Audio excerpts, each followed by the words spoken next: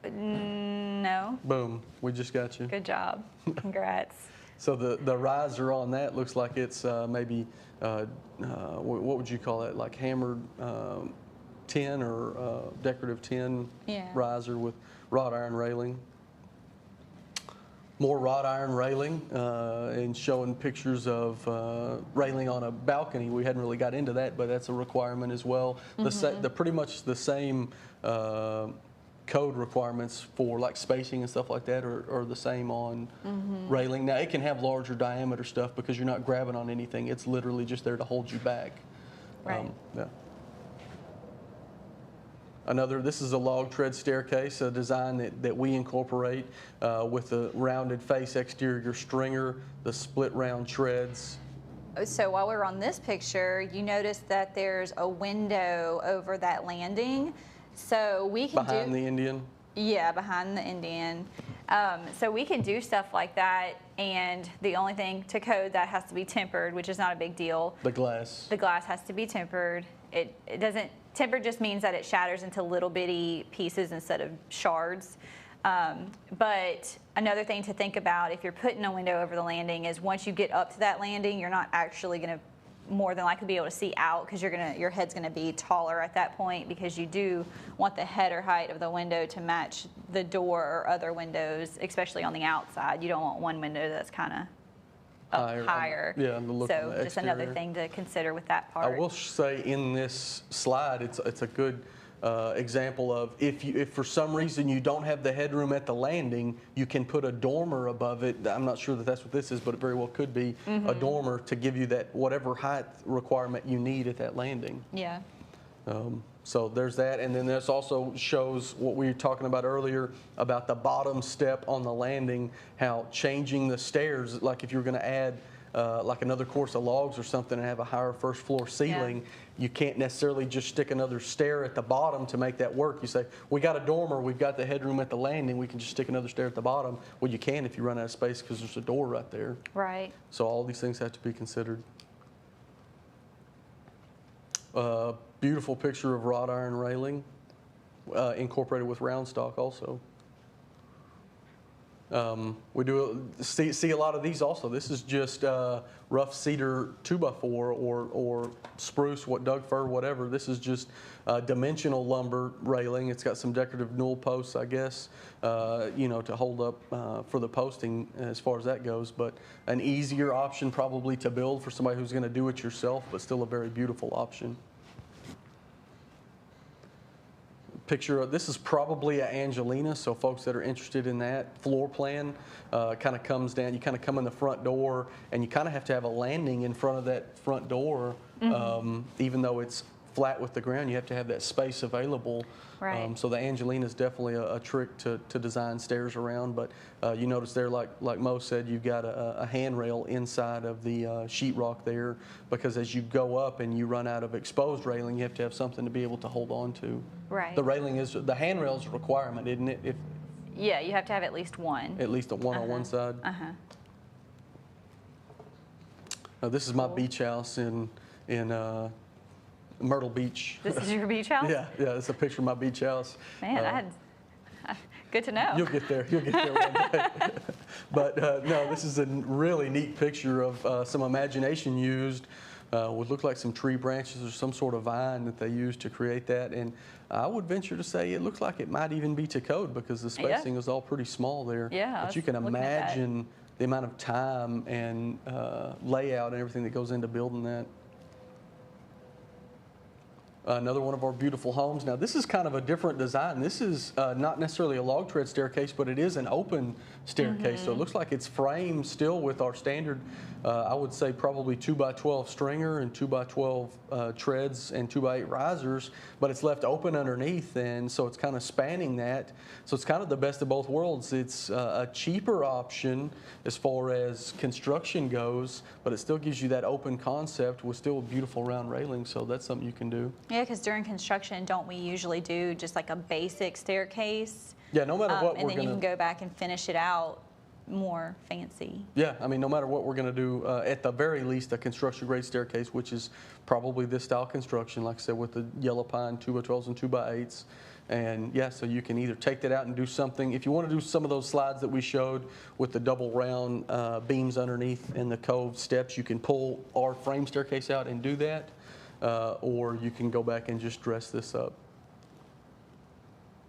Another example almost of the same thing that we're talking about here, just with a double landing, it looks like, and a bunch of round stock railing. Check out that baseboard.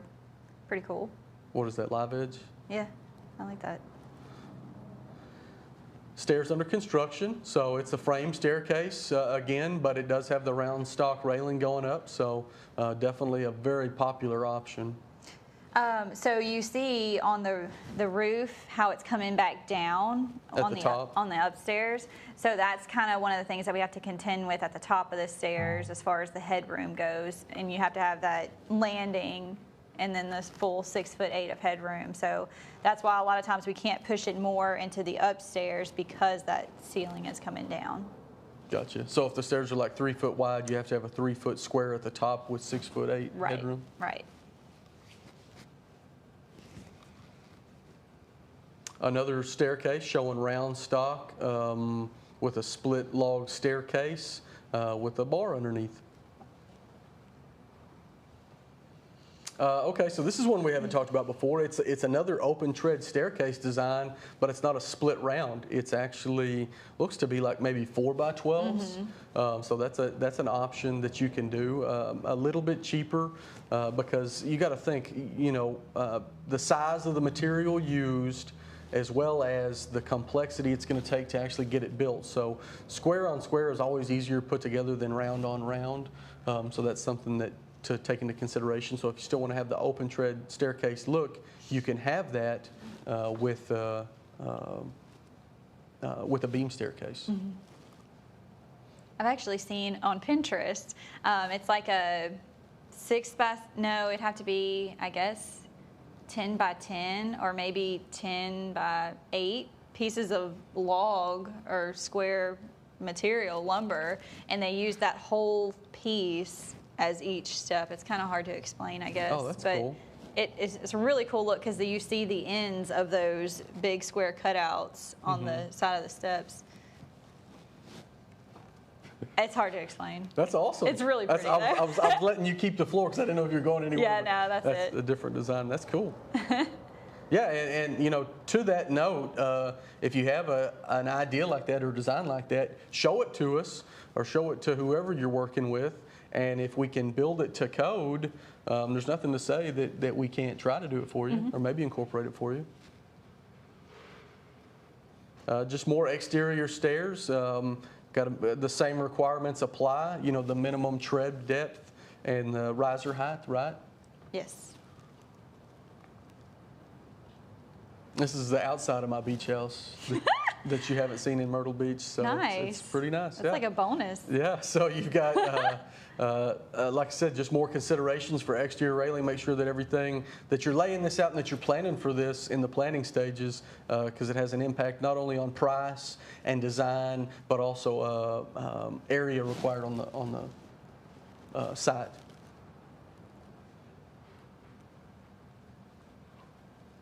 Round stock railing under construction. I think this is at our model home in Georgia. So if you've been there, you might have seen this. If not, feel free to swing by and see it. But you can just kind of get, I put this in here because you just kind of get an idea on, yes, the round stock railing is more expensive when that's done, but you can kind of get a feel for why that is, just because of the time and the craftsmanship involved in that. Not everybody can just throw this together.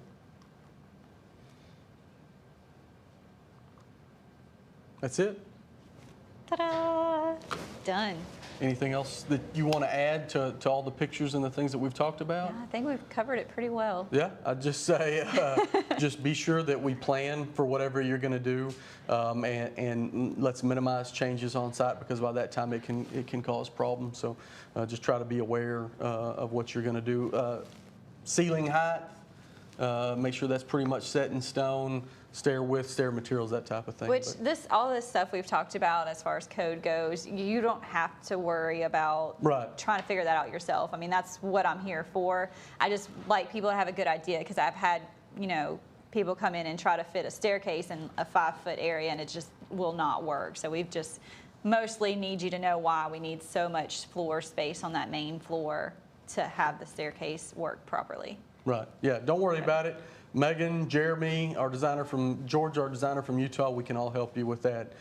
So we'll walk you through it. But just so you know some background on some of this stuff. Well, I think that's all we've got. Thank you for tuning in to another edition of Satterwhite Live on this beautiful Thursday with my beautiful co-host. Why don't you wrap us up, Mo? What do you say? I pretty much You're said the professional. Everything. I pretty much said everything. Hollywood is knocking on his door, guys. Yeah, I get calls all the time. She's my groupie. Yeah. Anyway, thank you so much for tuning in. We'll see you next Thursday for another edition. If I'm not mistaken, next Thursday is going to be Blake Linton with one of our general contractors. So that's going to be very informative for somebody who's interested in how that works, what their capacity is going to be in the project. So tune in next Thursday for another edition of Satterwhite Live. Again, Rocky Hunt, we love you. We're praying for you. Stay strong, little girl. Thanks, guys.